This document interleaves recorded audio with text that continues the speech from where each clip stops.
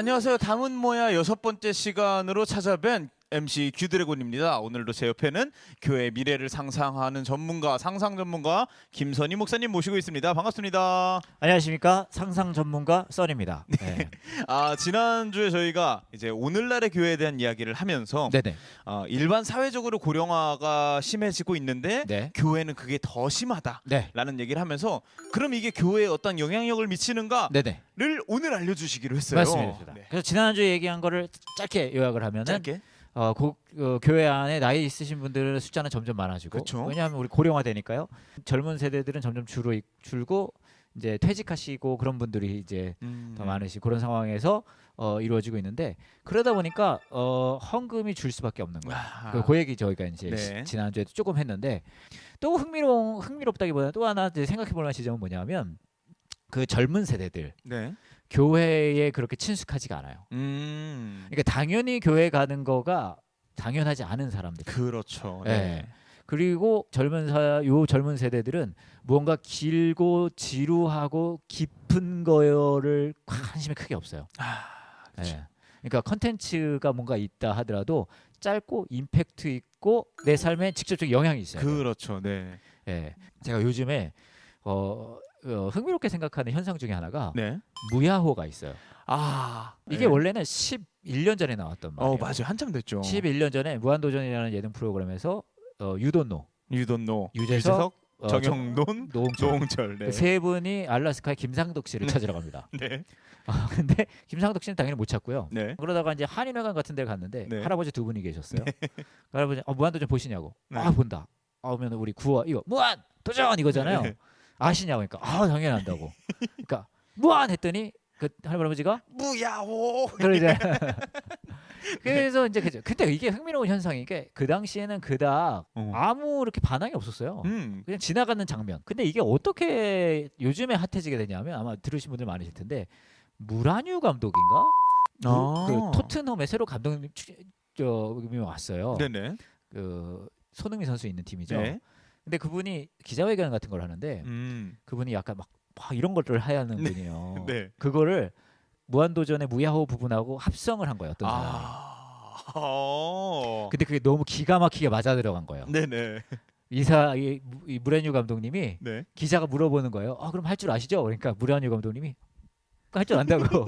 그러면 무한 무야호 이렇게 한 거예요. 이게 이런 짤이 있어요. 네네. 근데 이게 엄청 유명해진 거예요. 거기서부터 몰랐죠? 몰랐어요. 그죠. 네. 저희가 연구했다니까요. 무야호 연구. 무야호를 연구가 써니킴 목사님 모시고 그럼요. 있습니다. 근데 네. 제가 이게 흥미로운 지점 중에 하나는, 이게 요즘 세대인 것 같아요. 어른들한테는 이걸 설명을 해도 이 정도까지 제가 얘기를 하면은 젊은 세대들 같은 경우 흥미롭다 이렇게 해요. 그렇죠. 네.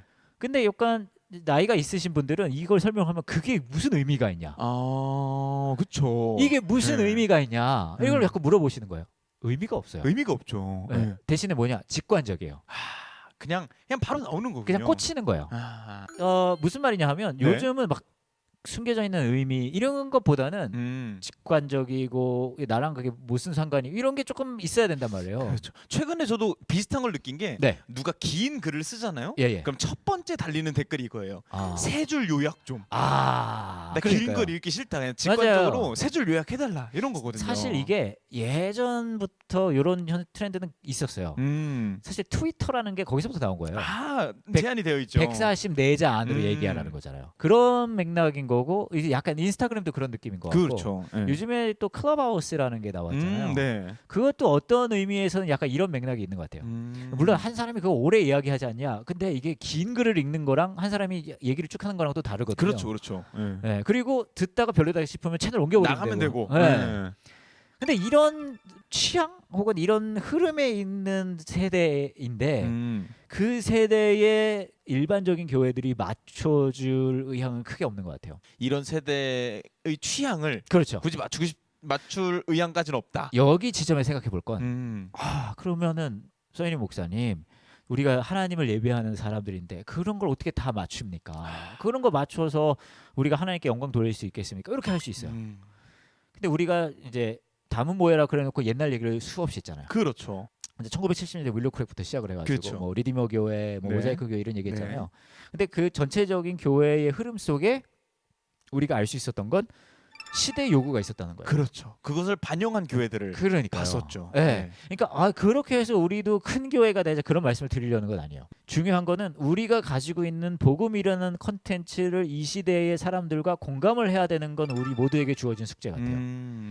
그런 면에 있어 우리는 이 시대가 요구하는 그 취향을 취향. 어느 정도는 개취. 맞춰줄 필요가 있다. 그렇죠. 아, 완전히 못 맞춘다 하더라도 어느 정도 이해할 필요는 있는 거예요. 그렇죠. 왜냐하면은 그걸 이해하지 않는다면 너는 그냥 조용히 있어. 답정너라고 하죠. 근데 그렇게 하면은 이제는 그런 방식이 통하던 시대도 있었어요. 있었죠. 예. 조금 예, 있었어요. 근데 그 방식이 통하던 그 시대에도 그 방식이 그 시대의 방식이었던 거예요. 아, 그것조차도 취향이었다. 그럼요.